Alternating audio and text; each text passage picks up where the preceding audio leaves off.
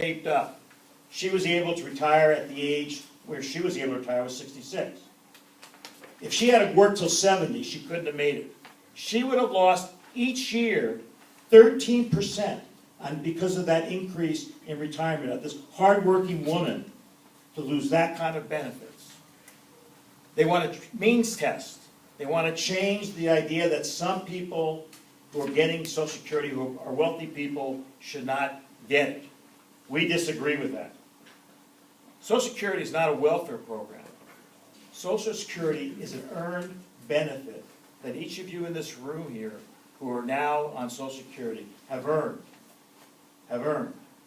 And by allowing some people who want to change Social Security to privatizing it and means testing, it's a divide and conquer. We don't see it that way. So what kind of solutions should we be considering? Well, there's one before the Congress right now. And even though we're big supporters of our president, we are very disappointed in his support for the change CPI. Now, what does that really mean? Well, right now, under the COLA formula, you get in 2013 a 1.7 increase. Holy smokes, a 1.7% increase. And they want to change that to 1.4% by the change CPI.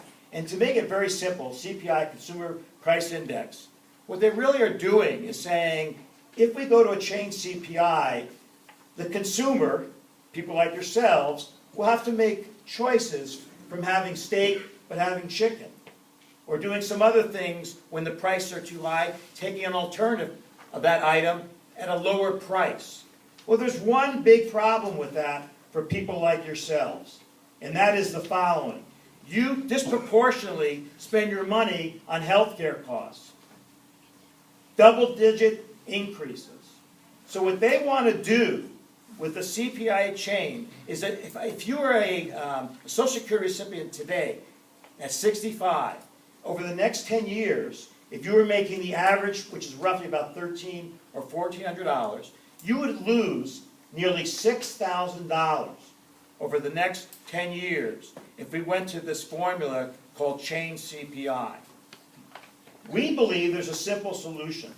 And in fact, Senator Harkin from Iowa has proposed Senate 576, strengthening Social Security.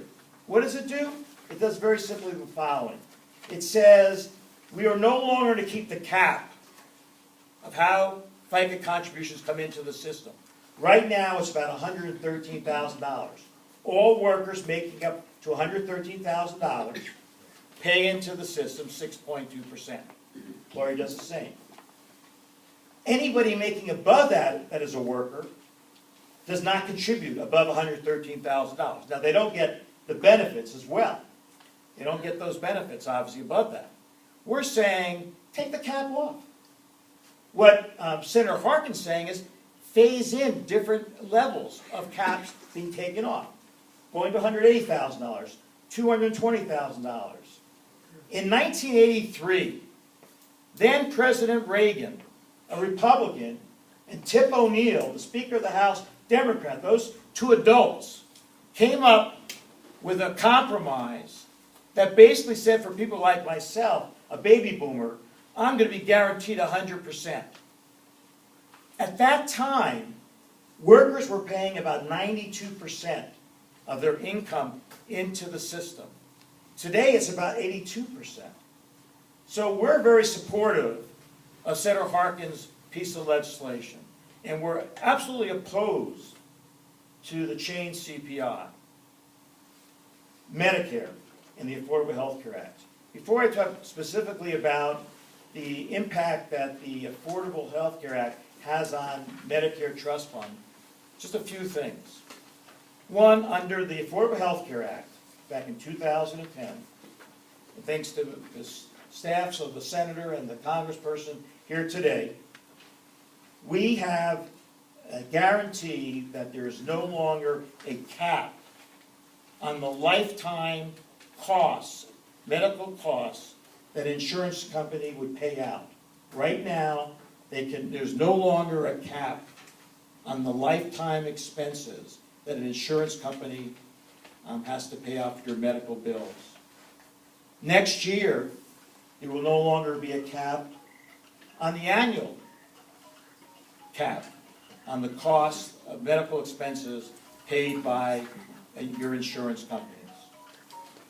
Today, 80% of the insurance premiums that go into the system for the insurance companies has to be used for medical expenses. 80% of people's premiums have to be used for medical expenses by an insurance company. Under the law, Medicare Advantage, which is a program that combines a whole range of benefits. I think about 23% of seniors in our country are covered under Medicare Advantage. The problem we had with Medicare Advantage wasn't that it was not a good program. It's a good program. The only problem is that we subsidize the federal government, namely all of us around the room here as taxpayers, subsidize private insurance companies to the tune of 10 to 13% higher than traditional Medicare. Over the last couple of years, that's been reduced, which saves money.